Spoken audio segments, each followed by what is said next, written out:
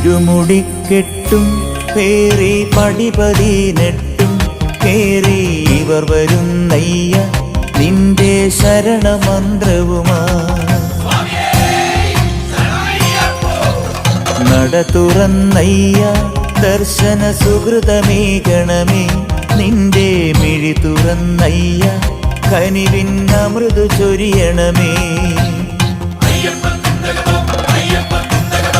ഇരുമുടിക്കെട്ടും പേറി പടിപതിനെട്ടും കേറി ഇവർ വരുന്നയ്യ നിന്റെ ശരണമന്ത്രവുമാ.